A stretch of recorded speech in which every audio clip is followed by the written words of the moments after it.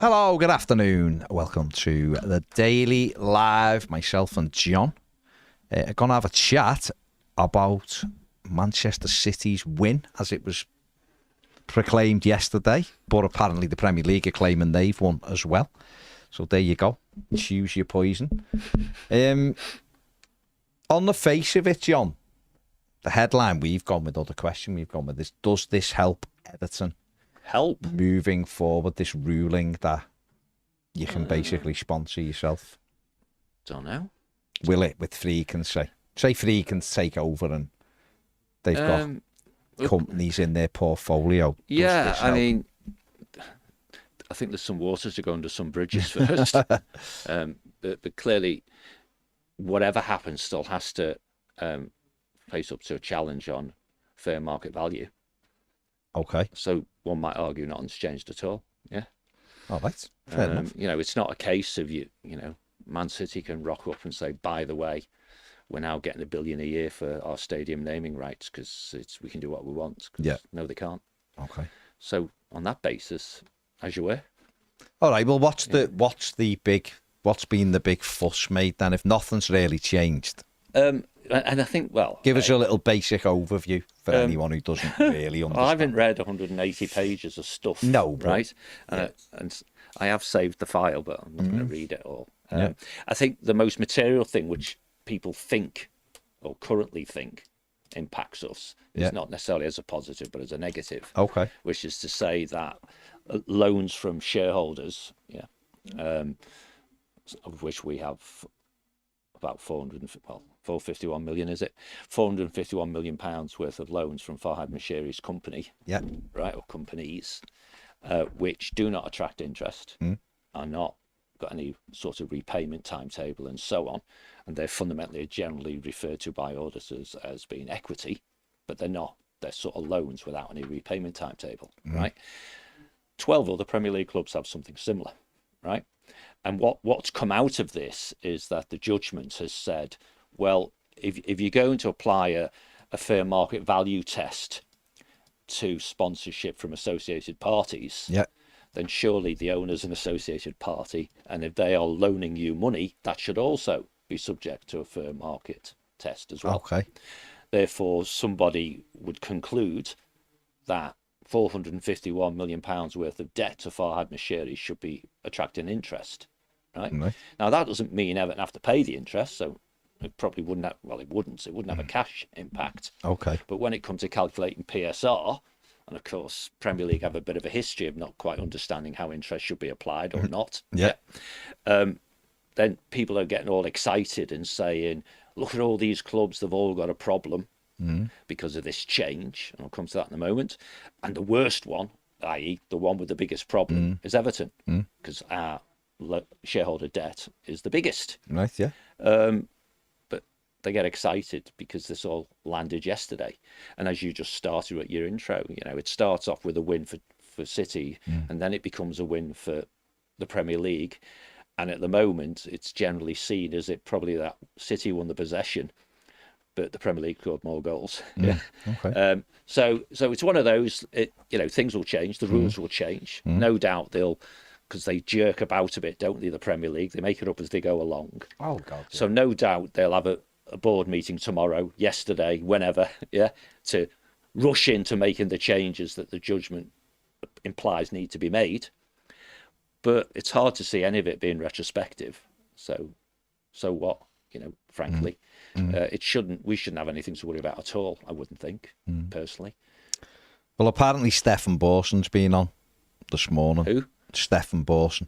Is he a Man City man? The Man City man. Oh yeah. Saying Everton are in big trouble with this ruling. Have we heard him say that? No, this is what people are saying. That's balderdash. Yeah. And Liam Dunn says the Esk and his band of merry men are saying this is bad news for Everton, and Winers are saying Freakin might think again now because it's all rubbish. That's all complete rubbish. These are just comments. No, I get it. Yeah. As far as the S bit's concerned, I just don't believe Paul would say that. Yeah. I mean, I suppose it's on his social media. If someone can have a quick look, that would be good, because he's got more sense than that. I mean, by all means, and it depends when people have said stuff. If Winus and Paul and others have said that 24 hours ago, when the news has just come out. But of course, as soon as the dust settled, you think, well, actually, come on, hang on a minute. Yeah. If you want to believe that, and who trusts the Premier League, really? Yeah. But if you want to believe that the Premier League are going to change the rules so that all these shareholder debts have to be perceived to be attracting interest at a fair market value, and that you believe that someone can determine what an appropriate fair market value is for what is probably multiple loans by Farhad Moshiri, not one loan of 451 million quid.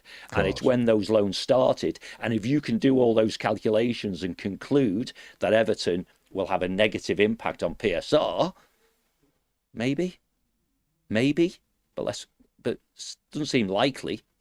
We did it on the sofa before. 451 million quid. What's a fair interest rate, guys? Anyone got a view? Just pick a number, 5%. Is that fair? I don't know. 5% is 20 million a year, isn't it? So maybe, just maybe, we'll have interest at 20 million a year. Do any of these people who are talking, Baz, actually know what that money was spent on? No. What do you know? No. Okay. Would you have a guess? Stadium. Probably. If it was a stadium, then the interest payments wouldn't go against PSR anyway. Guess who said that? The Premier League. So they're shooting it out. Well, yeah, I mean, the Premier League, when they were doing us for PSR, right, we tried to claim as a football club that the loans we had, which were interest-bearing, should go against, good for us, against PSR. Yeah. And the free loans were for running the business. And they went, no. You've told us time and time again that Farhad Moshiri is paying for your stadium. Yeah? Yeah. Well, that's still true then, isn't it? So even if the loans that Farhad Moshiri has provided, which are for the stadium, are perceived by the Premier League's changing rules to have or should have some alleged fair market value of interest, it wouldn't count against PSR anyway, because it's for the stadium. And that's the thing that currently is subject to an unconcluded, is that the right word? Inconcluded. Yeah, whatever the right word is. That hasn't been resolved yet, which is about the treatment of interest payments on the stadium anyway, according to international accounting practices. So, yeah, loads of people are having views, and maybe they get clicks if they say Everton are in real trouble. Yeah. But I'd be surprised if Paul in particular has said specifically as that. I would imagine Paul would say something like, Moshiri's incompetence, and the sooner he's out the door, the better. Yeah. But I don't believe he would say, gosh, we've got real trouble. And why Winus would say freak and we'll think again is beyond me. The debt is with Farhad Moshiri, has provided money to Everton. Everybody knows that when Free can acquire the football club, or anybody does, Mr. Moshiri is converting all that alleged debt to equity. It goes away. So I have no idea what Keith's on about. None at all. I don't think Keith knows what he's on about. No, often not. I mean, it's clickbait stuff for Footballers' Cider, isn't it? Well, we've advertised it for you. He talks like he was the greatest CEO we've ever had, and he was far, far from it. But anyway, I mean, it's time for every man and his dog to have an opinion, isn't it, really? These people are going to be gutted soon, aren't they? Because their shelf life's done. Borson, shelf life done. People like that. Because it was like Mathews. He exactly. He's disappeared, hasn't he? Disappeared because his shelf life. There'll be another exclusive next month because he'll have done some clickbait thing for some rag red top or something, right? And he'll appear in there. But yeah, I'm not worried, are you? No. Yeah. You can't go back and go, well, we're going to charge you this and charge you that. That's the right. stuff that's gone. I've just read it. Yeah. Read what, sorry? What the Eskers wrote on his blog. It basically says that the Newcastle and Man City will benefit. Yeah. Because allegedly they can put lots of money in. And for everyone else, it's not great because it does take away the opportunity of putting that loan in. It would be seen as equity. When was the blog published? This morning. Okay. I'm not quite sure why he thinks that both City and Newcastle, it's good for them, because it's still got to be a fair market value. I think what he's saying is, and I'm only saying what he's saying, it's good for them because they don't carry debt, whereas everybody else. Oh, I beg your pardon. Okay. Yeah, it's not essentially about them getting better deals. Oh, it's just that they won't carry the debt, whereas everyone else has. But I think what Paul's basically said is it's the status quo will go on. Yeah. And another thing I would add to it is, then if it was really bad for Everton, why would he have voted for Man City? Yeah. They're not that stupid. If anything, we were on City's side because we hoped that the fair market value thing might have been set aside, or at least softened. You know, I had a look this morning. I'll just tell you off on here. So the clubs who have debts like Everton's, i.e. those that do not bear interest and therefore who would allegedly have a problem, in order of how much debt they've got, we're number one. Yeah. You know, the originals right there at the top. Building the stadium, but yeah, absolutely. Everton, Brighton, Arsenal. Brighton. Oh, hang on. Brighton, the most perfect run football club. Tony Bloom's give them hundreds of millions, 373 million quid. Arsenal, Chelsea, Leicester, Bournemouth, Liverpool, Wolves, Brentford, Crystal Palace, because this is for the accounts that have been out 22-23, includes Leeds, Nottingham Forest and Aston Villa. Well, that's a lot of clubs. It's certainly way more than those you need to change the rules, right? So if you naturally assumed that this lot would all vote against changing the rules or changing the rules in a way that negatively impacted them, which is more likely, no one's got anything to worry about. The other side of that is that I've seen, all this, just like, sometimes there isn't a deal to be done by anyone else, is there? No. Freakins take over and they go, right, Toyota are taking the naming rights. Because they make the decision. Right? Yeah. And it is a fair deal. It's not over the top. It's a deal that's what we would think is a good deal. It's not one of these stupid overblown ones. Yeah. But the point being is that at that time, they might be the only ones who can offer Everton that money. Everyone else might be like, can't really give you that money the way Everton. We don't want to. We don't want to, It's not really, it doesn't really fit with our business or whatever. Freakins like, well, yeah, we'll do it for Toyota, and Man City will be the same, and everyone else will be the same. It's just, it doesn't guarantee, especially with gambling sponsors going on to football on shares. Yeah. It doesn't guarantee, just because it's worth something, doesn't guarantee you're going to get a sponsor. But if you can generate your own money, I don't see. So if you've got a shirt sponsor, right, giving you 25 million quid a year to have their name on your shirt, and they're not allowed to do that no more. So they say, okay, we'll pay you 25 million quid a year to name your stadium then instead. Yeah, you know what I mean? Do that, the other thing which is material is it was currently, not even previously because the rules haven't changed, right? But currently the pressure or the force is on the club to prove that the deal is fair market value if it's an associated party transaction. Right? The judgment suggests that the rules should be changed, so it's on the Premier League to prove that it's not. Okay. And one of the things that City have argued is that, a bit of an extension of what Ped just said, really, sometimes the deals are unique because of the nature of what they are. So how the heck do you do a fair market valuation of that? Right? Now, what they used to do, they being the Premier League, they'd have their little committee, and City feel that they've suffered by having deals turned down, right? And what they've done in the past is the committee's come back and said, we think a fair market value of that type of deal is between 20 and 30 million a year. And if your deal's in between 20 or 30, you're all right, aren't you? If it's 35, they say, oh, no. Yeah, sorry, right? Now, the devil in these things is always in the detail, isn't it?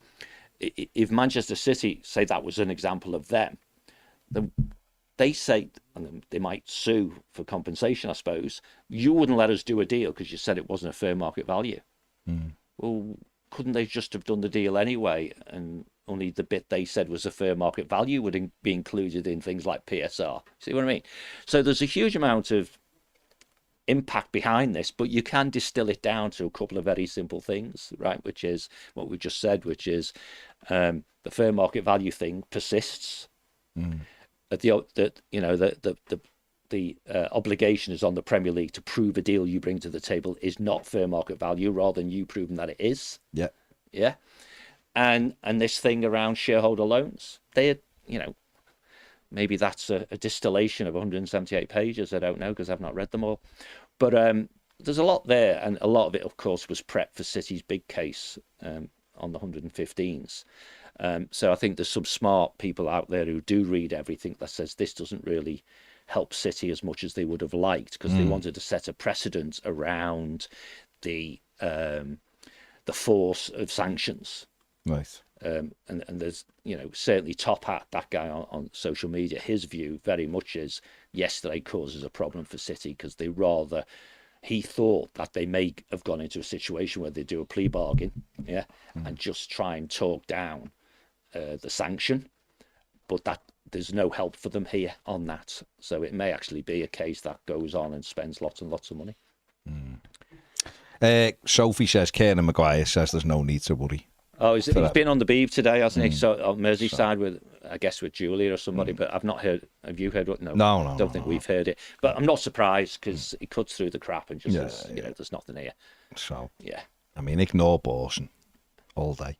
James, don't forget he's a Man City man. No.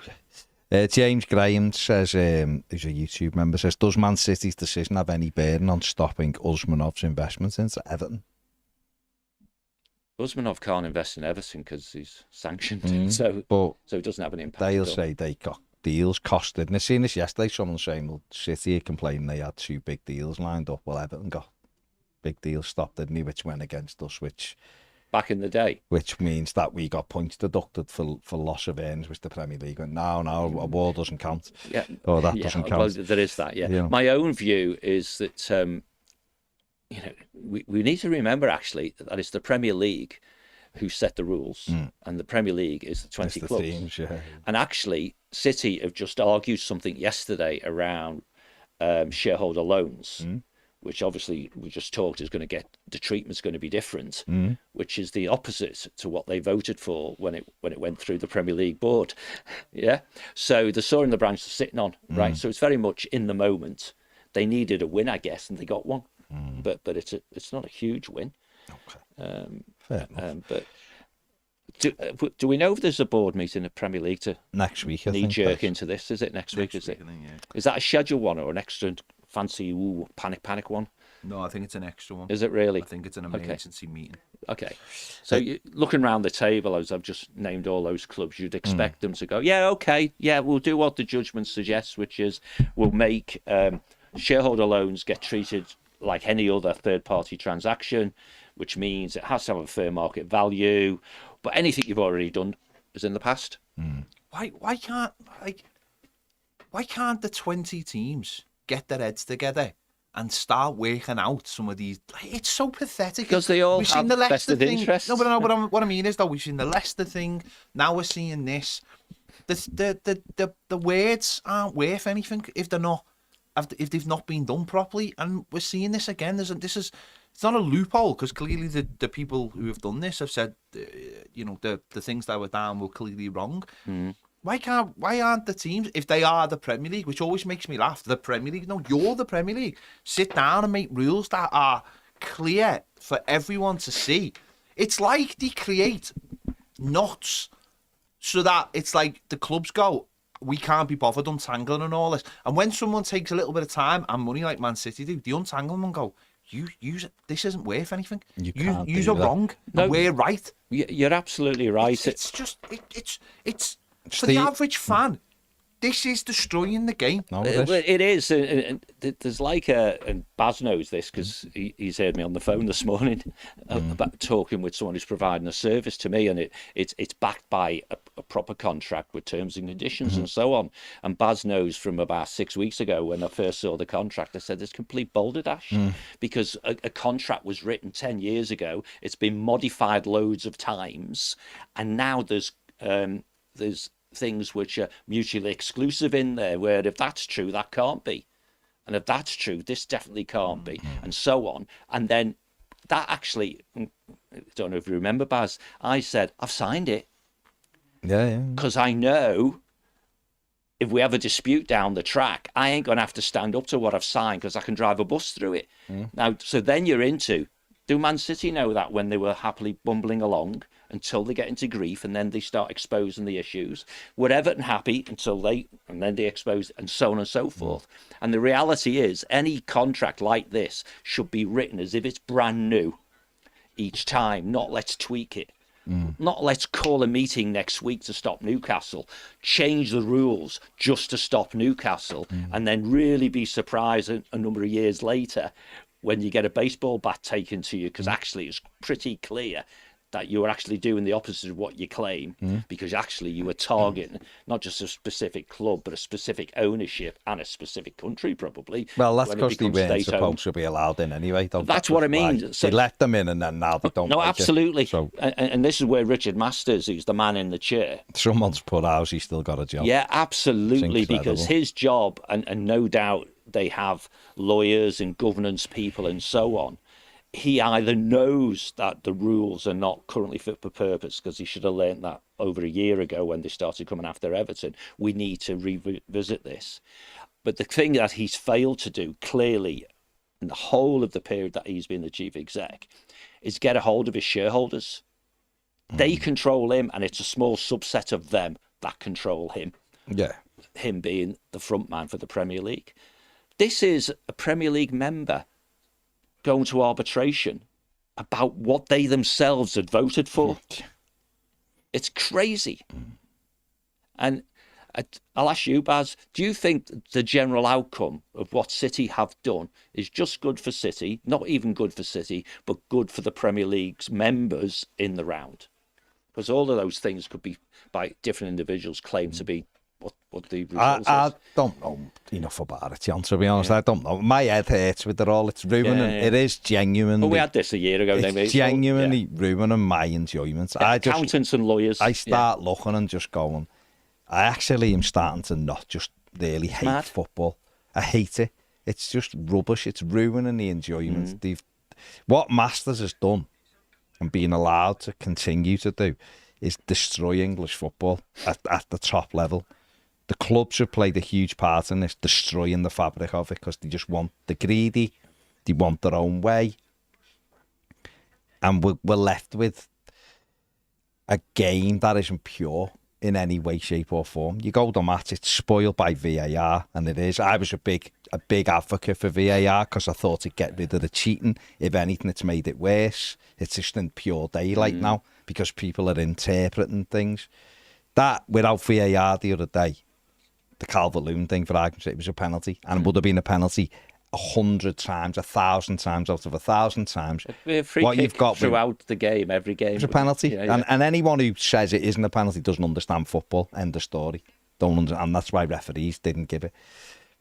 The problem with it is referees now just allow four fellas who are an embarrassment because they're sat in a room 300 miles away with a footy kit on.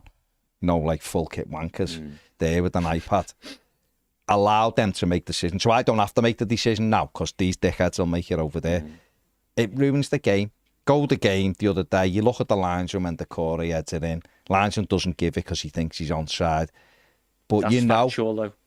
No, I've got no problem with the offside if that's the way it is, because it is. But that's the difference. The other one's subjective. But what I'm saying is the linesman didn't give it, so that's a goal. Now, he was offside. I'm not saying it should have stood.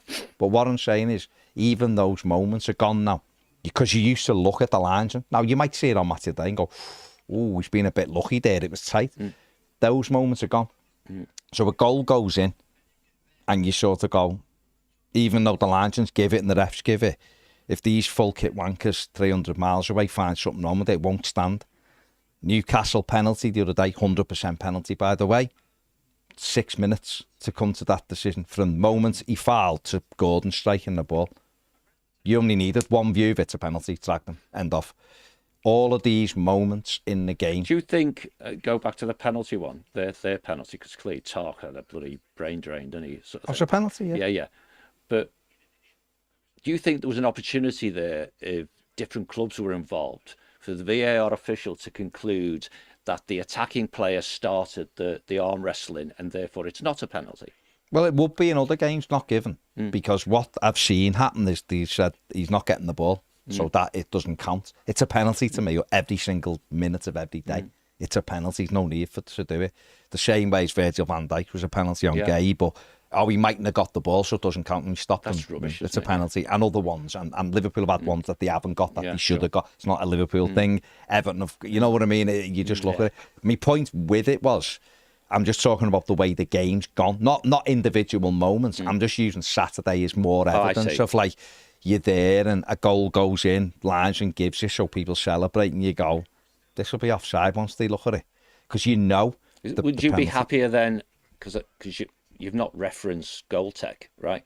Goal line, because that's straight away almost. So if the Premier League were using the automated offside, would you? Is it the delay that's spoiling it? It's all of that. What I've said, I don't get a world where they couldn't start with the AI offside on day one. I don't know why they had to wait. Oh no, we've got to wait a bit longer. Because the excuse was the ball, wasn't the ball, it? Now it's something and then it's else. the winter. But what I'm talking about is, I'm not even really talking about this. I'm just saying, it's just one thing after the other. They've got the game, and it's like, how can we just rip it to bits to just almost fix what we need to fix so it benefits us as a business? Because that's all they're about. Not about the fans.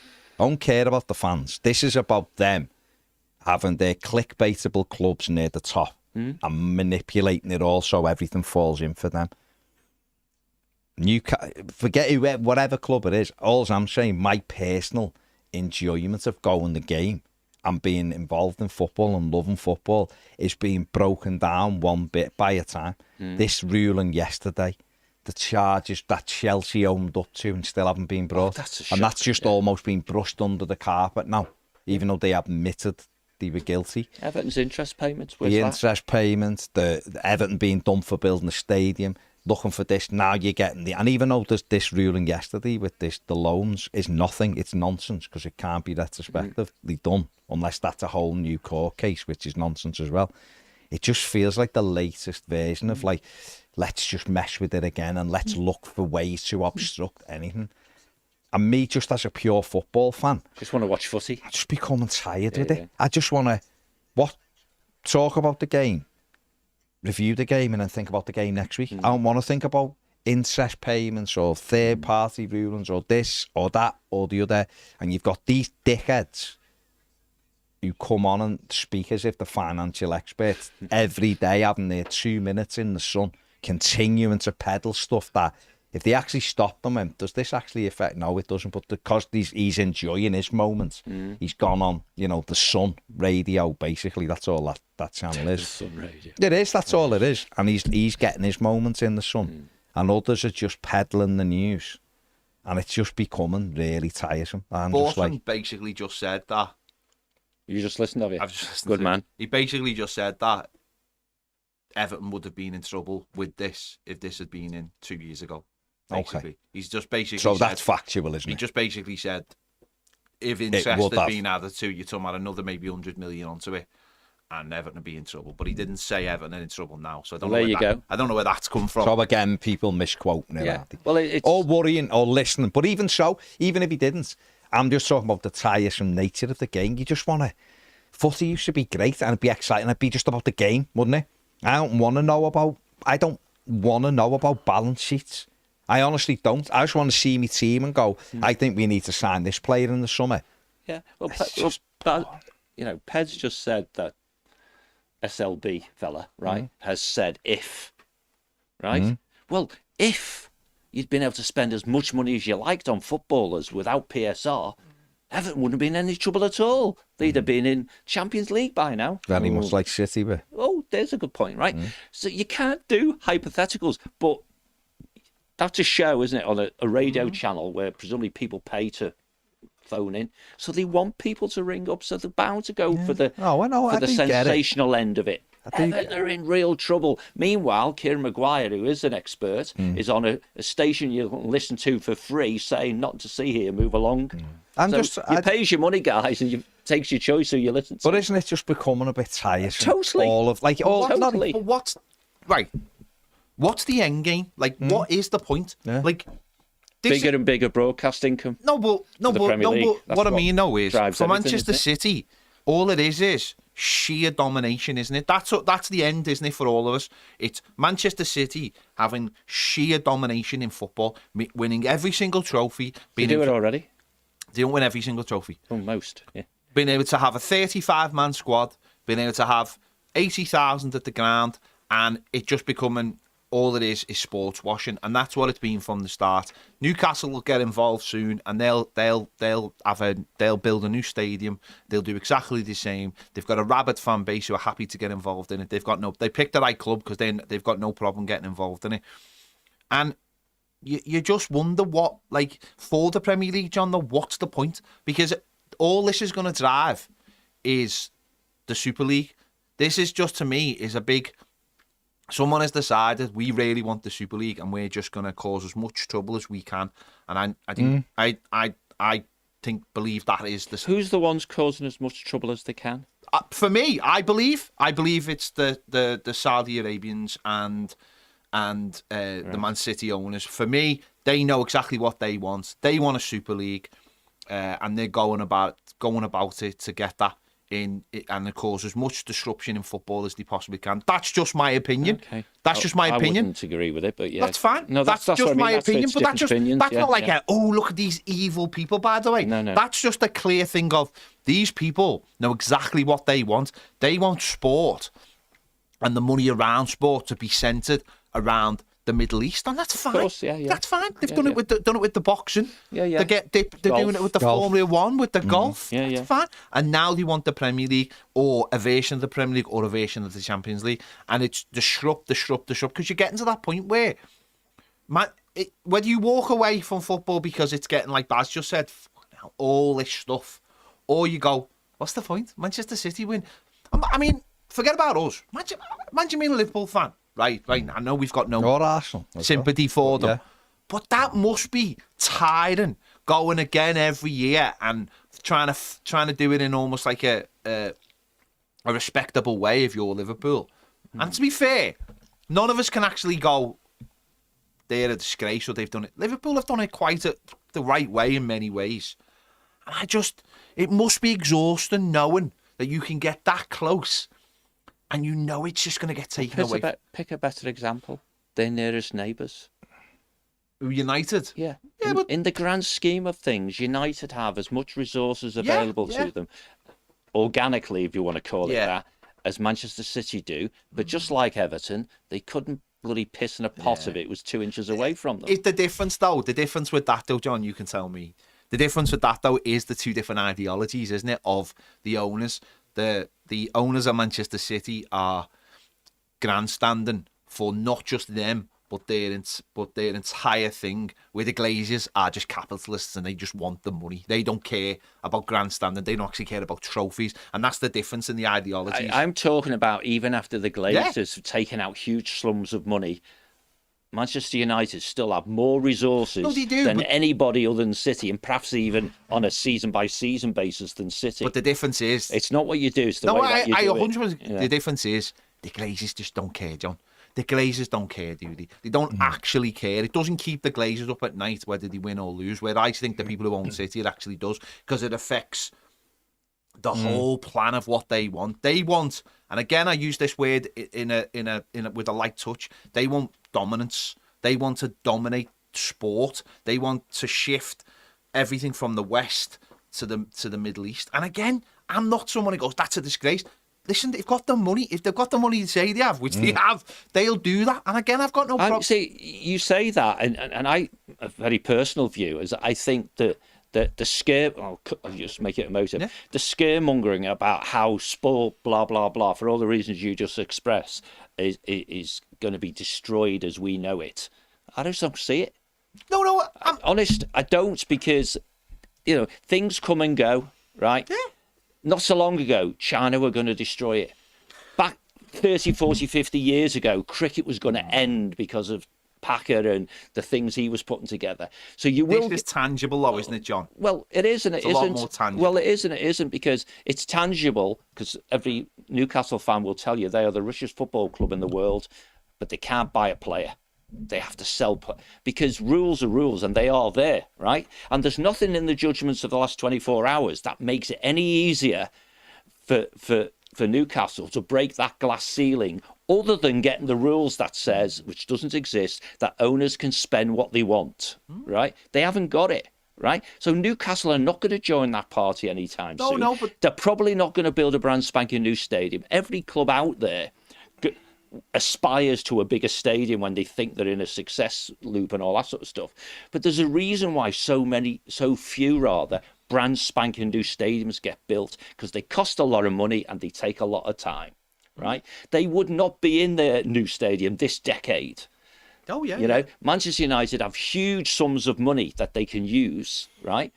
But even they are going to find it a huge challenge when their aspirations of a red blob, you know, across from Old Trafford turns out to cost £2 billion. Haribo Stadium. Yeah, exactly. You see what I mean? So what the art of the possible and actually what actually happens are often different. I'm just talking in general. But everything you said, I'm with. I do sign up to that, which is. I just want to go back to, and I know it won't, because once the doors, you know, you can't bolt the stable door after it's gone, or shut that saying that includes a horse and a door and bolt. But isn't it interesting? I just want a version of that, of just being like, can we just have a simple rules and can we just go back to football? Because I'm with you, because what Ped's saying, which I think is like almost like strategic type stuff. Yours is more tactical, which in theory it's easier to do. Make decision making easier. We've got automated goal line technology. We never have a dispute whether the ball crossed the line. Well, let's have automated offside, so that, yeah, of course technology is going to, you know, the linesman might keep his flag down, right? But the ref will just go, no. Computer says no. Well, off the lines, and that's to do in them situations is the minute it buzzes, because it's an offside, just put the flag up. So that's the point. So there's very few things that need to be adjusted to help you get back to where you want to be. But all of this PSR stuff needs to be binned for me. There needs to be. Everyone's forgotten what it's there for. The whole what it claimed it was for. Yeah, it isn't. It's PSR isn't financial fair play. It's not there to level the playing field. It just isn't. No matter what they try to dress it up, it can't be, because you can't have a level playing field where Manchester City bring. I'm not picking on City, but I'm using that as the example just because they brought the most money in. They brought £720 million in last season. They were miles ahead of anybody else. That it's not a level playing field when they bring £720 million, and Southampton, who've come up from the Championship, bring in 40 million or 80 million. Luton with an example, weren't and they? Luton, things like that. So it can't be a level playing field. The only way you can level it slightly is to go, you can all only spend £100 million. That's the only thing. That's it. Or salary caps. That's stuff, it. Yeah. Or that's it, right? If you bring 600 million in, John, great. Profit. Great. Give it to your owners. Shareholders. Or say, well, there's our 100 million for the next 6 years. Perfect. We'll all go with it, right? The big six, the richest six, we'll call them, because that's probably the better way to put it, are already got the run on everyone. So that's the way it is. It'll never happen because they won't vote. You won't vote for something that might jeopardise your position. It's for the 14 to vote. We always come to this. If the 14, but it won't be done, John. But if the 14 get picked off one at a time, yeah. So Newcastle think, oh well, maybe we go with the 6 because we want to be the 7. Yeah. Oh bloody hell, bad boys there. But yeah. Everton would have done it. Other teams will have done it. We did it in Premier League exactly, days, and you go, oh, we'll do it. So you got all the vested interest stuff, which inevitably you lead to a real hands-on shaper of the sport, not just a regulator. So, and we chatted here yonks ago when people are all very positive about regulators. No, and I was saying the regulator will not get involved in the idea is good. No. You were talking about the reality, but the idea in theory is good. The reality of a regulator is just regulating what's already been decided by whatever, right? But ultimately, if we want to blame someone, don't blame Man City. Don't blame Man United. Don't blame Arsenal. Don't blame Tottenham. Don't blame Chelsea. Blame the other 14. You roll over and let these guys do what they want. The giggle yesterday when the news first came out from this judgment particularly when people started reading it and saw the shareholder loan thing, was how ironic. The biggest victims of that change voted for it, i.e. Everton was standing behind Man City and allegedly were the biggest victims of that change. Well, we're not victims of a change because A, it hasn't been made yet, and B, it doesn't have the same resonance that the clickbait guys would like it to be. Your bit's much more important, which is they're spoiling the game. Sorry, they have spoilt the game. Yeah. The rules, there aren't rules, there's laws. The laws are very simple and very high level. Most of them, if not all of them, are open to subjective opinion. One referee can say, Dominic Cavalier's been fouled, Stonewall penalty, don't bother sending me over to the screen, I don't want to see it, penalty. The next one goes, well, I can see why they didn't give it. That bloody ref watch crap, you know, and you've got the guy going, I can see why they didn't give it. No, that's not, you shouldn't be looking for a reason not to give a penalty, per se. You know, it's just fiddling around, isn't it? It's just killing it for me, and it's a real shame because it's already difficult. It's already difficult to try to catch the teams who it's difficult. Ped's talking about the better Liverpool. Teams are always better teams. Ped's talking about Liverpool. It's difficult for Liverpool to catch City. Arsenal have replaced Liverpool as the team chasing City and doing things. Right, still spent real money, by the way. Those two teams that we say are doing it correctly, they spent huge amounts of money. But they're not City, and they're getting close but can't get close enough. To get near those teams, it's really difficult. Then when you factor in all this PSO, you've got to sell play. Do you for that? Oh, we'll stop you bit. Oh, you can't use that money. You start just going, what's the point? Like, really, what's the point? Because all you're doing is maintaining the status quo. Well, you just said it yourself, that they're dancing around the rules when the rules should just be, it should be salary cap. That's the only thing. That's the only thing in football. You see it in the NFL now. It's the only, or most American sports, it's the only thing that keeps the sport fair. But like you just said, everyone's got a vested interest, and loads of teams seem to be pulling in the wrong direction to save their own skin. Now, I understand that. Where there's like now, because there's a bit of flux, and Everton might be looking at it going, well, we need to protect ourselves from this right now. But are we looking at the future consequences of that and going, or have Everton this version of Everton right now just thrown their hand in and gone, well, it doesn't really make any difference. We're never catching Manchester City, but we need to do this for the next 5 years. Someone needs to grab hold of it and go, come on, lads, it's a game of footy. Like sport, you just mentioned it, ref. Why do we even need a ref watch when we have a correctional system on the day of every game? Yeah. It makes no sense, but yet we tolerate these things. Just another ref with another opinion. We tolerate these things in football and then we argue about ref watch instead of going, why the fuck do we have ref watch? And the problem is we're using ref watch for a fella who has two different accents. Does, yeah. When he's on camera, speaks, and then when he's off camera, it's a totally different fella. But we should be looking at the whole thing, and everyone should be buying into the same thing. And Newcastle and Manchester City, we should look at it and go, lads, you can have as much money as you want, and Newcastle, you can build a new stadium if you want, and I imagine they will. Eventually, in the next 5 years, they'll probably build, because Newcastle City Council will just go, lads, bulldoze whatever you want, and play Sunderland while it's being built. Just build your stadium, no problem. But if we all get our heads together and go, no, we do need a salary cap. This is getting stupid. Because when a club's going to wake up to the idea that no one is catching Manchester City, nobody is. They are building an extra thing on their stand now. They have an arena next door. They're doing this. They're doing that. Arsenal and Liverpool, you're not catching them. Okay, you might have a one-off year where you get them. Yeah. Man United, you're not catching them.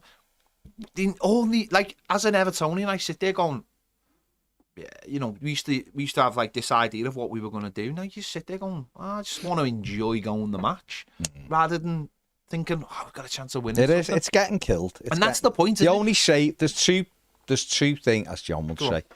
There's only two things to save it. One is a salary cap. Two is a European Super League where they disappear.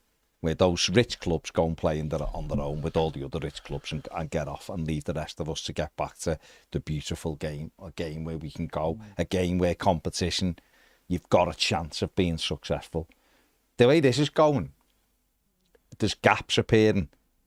huge gaps. Like, I'm a great believer in, I don't think any of the promoters try to stay up. I said it last year. Yeah. I don't, and I think that's just getting bigger and bigger each year. And I think we'll get in a situation where it'll be an anomaly. Yeah. If one of them stays up 1 year, and for a few years it'll be 3, because that gap, everybody else are just going to be to a level where wages is the biggest dictator of where you finish in general. That's been proven. So that's not good. That isn't good, is it? To go, I'm in a championship and our dream is to get in the Premier League, but we're going to be back. Well, the mad thing relegated. We often look at our sport and Americans will go, football's a socialist sport. And yet the NFL is the most socialist sport there is, for the reason of salary caps. Yet they all know, their owners all know, that every year they all have a chance. I mean, at the moment, okay, the Chiefs are dominating because they've got the best quarterback. But before them, the New England Patriots dominated. But they all know that if the worst team gets the chance of getting the best player, and by the way, the best player is subjective also, always, to what you need. So it's not always. Course, we've watched Draft Day, no. We know Draft we're basically experts in it now. Oh God, yeah, right. Absolutely. That's subjective, and that's also a skill set of how you do on the draft day. Draft day is a huge thing. But this country that is the most capitalist country in the world, and it's all about winning and losing is nothing. Basically, all their owners have just gone, we make money anyway, lads, because you all watch, because this league is competitive. We don't know who's going to win. I mean, last year I think the Chiefs got into the playoffs on a wild card, so that it's like the playoff because they were the best worst team and they ended up winning it. So they understand that a healthy league where anyone can win is best for business, and we're slowly running away from that. And this is what I don't understand about the Premier League, is it's eating itself, because it's basically going, let Man City do what they want. All right, that's sound now, and everyone's like, oh, Man City, could Arsenal set them? But people will clock on soon. No one's catching Man City. And that's what I don't understand. Forget about being like bitter and going, oh, it's shite this, we're not winning. At some point, the product of the Premier League will be completely destroyed by what Manchester City are doing. And if someone doesn't get a hold of it soon, Manchester City will be so powerful that you won't ever be able to put those rules in place. Because like you just said, they're taking this team with them, and they're taking that team with them, and they're taking the other team with them. And Europe's going, oh my God, what are we going to do? Let's have another European competition so that the 8th, 9th, 10th team in England get a chance of... Because if Europe had another competition with the 8th, 9th team, 10th team, let's say, in this country had a chance of getting in, suddenly Everton go, sign me up for that, guys. We've got a chance of being in Europe. And that's what will keep Evertonians happy. And this is what baffles me. NFL have got it absolutely, in NBA, they've got it absolutely spot on. And the likes of Jerry Jones are sitting in his $4 billion training facility going, doesn't matter if we win. I really wish we could win. But guess what, lads? I charge $100 for you to park. Do you think I care if we win or not? That's what you want then, yeah? I don't want that, but that's what... I would. Because that's what goes with that is a very overt monopoly. Yeah. Which I'm curious you call it... I'm going to say I'm curious you call it socialist, because you might say, politics and shit. But... No, that's what Americans believe of football, John. It's a money-making exercise. Yeah. Right, in the States. And what detracts from forward investments is the fear of relegation. Yeah? Yeah. So let's not have relegation then. It's that sort of thing. No, but the issue is, though, with football is that its biggest strength is its biggest weakness, isn't it? Because what do we love about football? It's not necessarily the sport. We love the passion. We love going the game, the community you get from being in a fan base. We have promotion, we have relegation. So in essence, it's meant to be fair. Other sports can be commercialised and globalised, and it doesn't break the fabric of what that sport's meant to be. We've seen in boxing at the moment, it's been bought by the Middle East. But before that, it was America, and boxers have always went away and went on the road. And at the end of the day, a boxing career is 12, 13, 14 years. Once they're done, another boxer comes through and they can come through in their local city and fill that gap. Football has existing clubs. There's not a turnover of clubs coming in and out of existence, so it doesn't have that. Formula One's torn between America and the Middle East, and they're both getting increased races, but the fabric of Formula One has been travelling the world, going to different tracks, so it's still fulfilling its basic purpose. If you commercialise football to a point where it's no longer taking place in the country it's meant to take place. If you take English clubs out of England, like Ped's saying is the potential end game, you've broken football at that point, haven't you? You no longer have the selling point of what the game is. No one loves football for the football. They love it for what comes with it. If you commercialise it to a point where you lose all of that, then you've lost football, which is a problem the other sports don't have. Well, you're right, and if you extrapolate what Ped said, right, and you end up with either multiple European competitions, so pretty much the top half of the Premier League are always in Europe and the bottom half Baz are just fighting not to be the bottom three, yeah, you do that, then you fundamentally end up in a world whereby, if you do get a Super League-y type thing, that away games don't have away fans. Because who's going to Milan one week, Barcelona the next week, Munich the week after, Porto the week after, and so on, to watch Everton play away in some funny league? They won't mind, though. They won't mind. Because they're in the big, the fans will still be there, because they'll get different, and they'd be home and away, wouldn't they, the same? Just going back to your point, John, about, like, and I've seen a few people in the comments saying, but we have a pyramid system, and of course we don't have any. Going back to what John said, I said before, is that we're going to have a system, if we're not careful, where 3 teams will be relegated, and those 3 teams will come back up, and the same, another 3 will be relegated. That's his point, and we will have not a de facto not relegate like other teams, but we'll close that. You're talking. I listened to a thing about Bolton the other day. Apparently, Bolton, if they'd been promoted, Bolton are struggling this year, and they got into the playoffs. They were the heavy favourites last year to be in the playoffs to go back to the Championship. And there was some of their budget, what they would have needed if they'd gone up. And it straight away you're talking about like they're basically fanciful just to stay in the Championship, not to go in the Premier League. And you hear all this thing about Wrexham. Oh, they could go in the Premier League, and it's like they've got no chance. They've got absolutely no chance. They get into the Championship. That's basically the bar, because they get 10,000 a week, and unless they get a new stadium, which costs lots of money, they've got very, very little chance. Like what Luton did last year is absolutely extraordinary.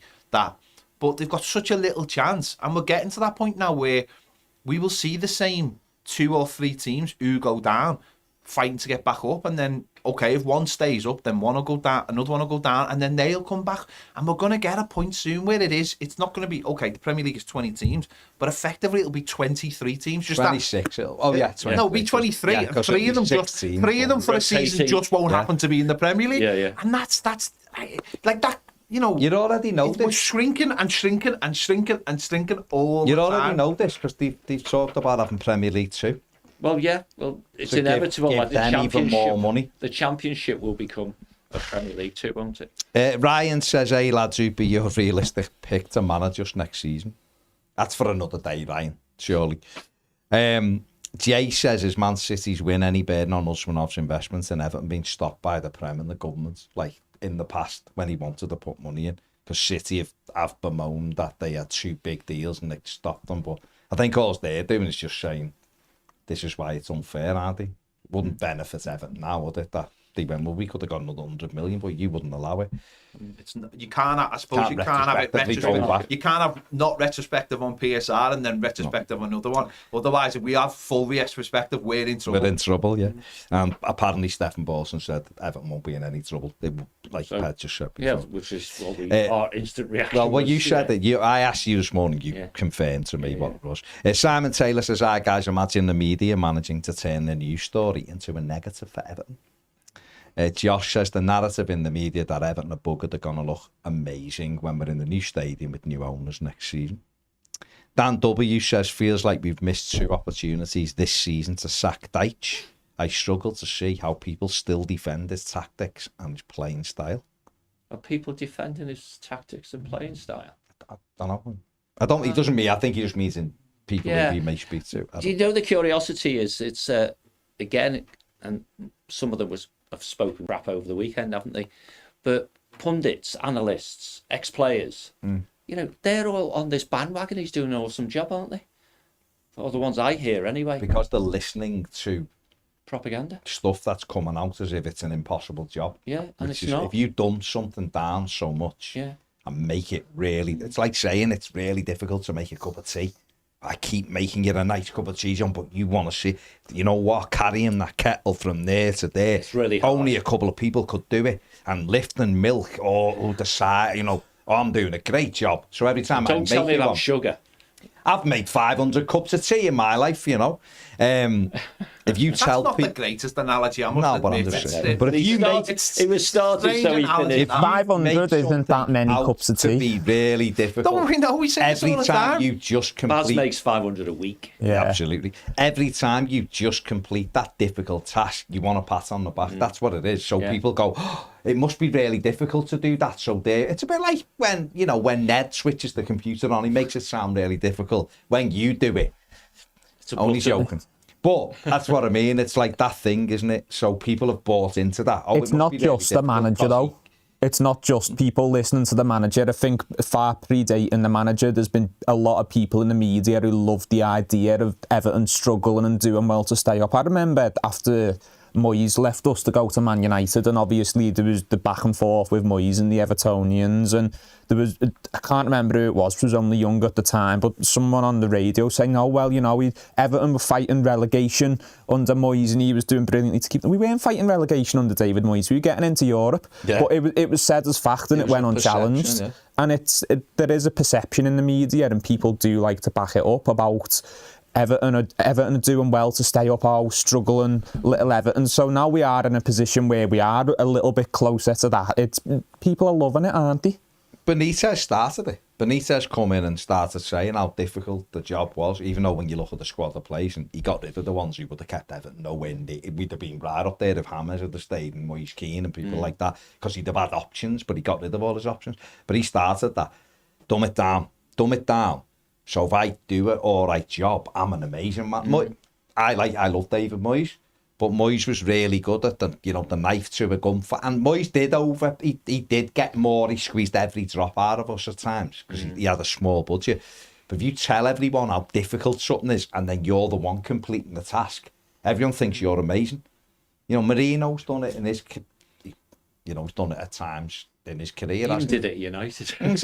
Exactly. I mean, he's been proven right. That's finishing second. Post Mourinho, he said, see how hard it was. See how hard it was. But if you do that, people believe, and that's where the pundits are. I think the pundits just listen to Sean Dyche and go, oh, it must be really difficult, so he's doing an amazing job. But Benitez started this. He did. And even Benitez had some people in the media telling you he was doing an unbelievable. Everton would be crazy to sack Rafa Benitez. He's doing an amazing job with his hands tied behind his back. I remember all this. And a couple of people dug him out who didn't like him, like Richie Keys and Andy Gray. But a lot of other people in the media, and he got all his don't forget, got onto all his red journal mates who started writing things like, Rafa's doing an incredible job given the circumstances. So after a bit, people start just going, oh, well, he must be doing a good job because it's really difficult. So that's why I think people defend that. And because Everton have been a bit crap. But anyway, that's a different one. Jack says, hi, gents, hope you're well. Am I right in thinking the Premier League is seeing it as a win because the rule is staying in place, a rule that wasn't being disputed? And the fact that 2 of their rules have been deemed unlawful means that the league are a disgrace. In my opinion, no rule made by a governing body should be illegal. Illegal's a heavy word, isn't it? Yeah. I mean, I would suggest that there's an inconsistency between the treatment of third-party transactions and the treatment of shareholder loans, and the judges have called it out. I think that maybe it's emotive to say, ooh, it's illegal. I think illegal with a small I. Some of the things the Premier League have done in recent times have been against their own rules. So they write the rules and then they don't stick to them. Yeah. And that's that very knee-jerky, reactive behaviours that they've had. And, Ped's called it out. Now, this judgment came out yesterday and they're having a meeting next week. Well, have they sorted squad ratios out yet? You know what I mean? On one hand, they seem to take forever. And they actually play to the two things, don't they? They're going to react and tweak the rules slightly, because that's all it'll be, a relatively simple tweak to satisfy the judgment, whilst more fundamental things like, can we make the love of the game easier to achieve, they just won't do. You know, Can't he just have 1 day's hard graft next week and get free Do it and all. rubber stamp, please? Yeah. Honest to God, just run round for a day, you get it all sorted. 12 weeks. Lazy bastards. Adam says, God.